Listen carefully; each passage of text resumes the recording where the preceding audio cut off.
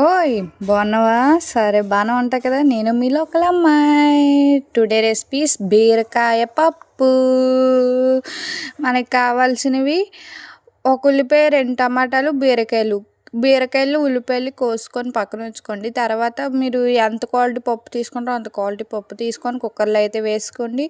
వేసుకున్న తర్వాత అయితే కోసి పెట్టుకున్న ఉల్లిపాయలు, టమాటాలు అండ్ బీరకాయ ముక్కలు కూడా వేసేసుకోండి. వేసుకున్న తర్వాత కారం కావాలనుకున్నోళ్ళు కారం వేసుకోవచ్చు. లేదంటే లేదు. తర్వాత కొంచెం పసుపు కూడా వేసుకొని, ఉప్పు కూడా వేసుకొని కొంచెం మిక్స్ చేసుకోండి. మిక్స్ చేసుకున్న తర్వాత మూత అయితే పెట్టుకోండి. పెట్టుకున్న తర్వాత స్టవ్ ఆన్ చేసిన తర్వాత కుక్కర్ పెట్టుకొని నేనైతే 6 విజిల్స్ రానిచ్చాను. మీరైతే ఎన్ని విజిల్ రానిస్తారో అన్ని విజిల్స్ చేసుకోండి. తర్వాత కుక్కర్ తీసాక చూసారు కదా! కుక్కర్ అయితే తీస్తున్నాను. ఓపెన్ చేసాక చూడండి. నాకు ఇంకా వాటర్ ఉన్నట్టుగా ఇంకా ఉడకలేనట్టుగా అయితే అనిపించింది. అందుకే ఒకసారి గరిటెతో మెదుపుదామని చెప్పేసి మళ్ళీ తీసాను. మూత తీసి కొంచెం అలా మెదిపాను గరిటెతోని. లేదంటే పప్పు గుత్తితో మెదుపుకున్న మీ ఇష్టమే. దానికి నో ప్రాబ్లం. చూసారు నాకు ఇంకా వాటరీగా అండ్ ఇంకా ఉడకలేనట్టుగానే ఉంది.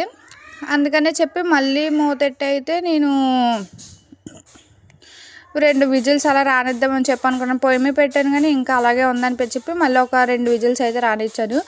తర్వాత మనకి తాలింపుల్లోకి జీలకర్ర, ఎండుమిరపకాయలు, కొంచెం పోపులు, తర్వాత ఎల్లుల్లిపాయలు, కరివేపాకు కూడా ఉంచుకొని రెడీ చేసుకోండి. లోపు మళ్ళీ 2 విజిల్స్ రానిచ్చిన తర్వాత పప్పు కూడా మెదుపుకున్నాను.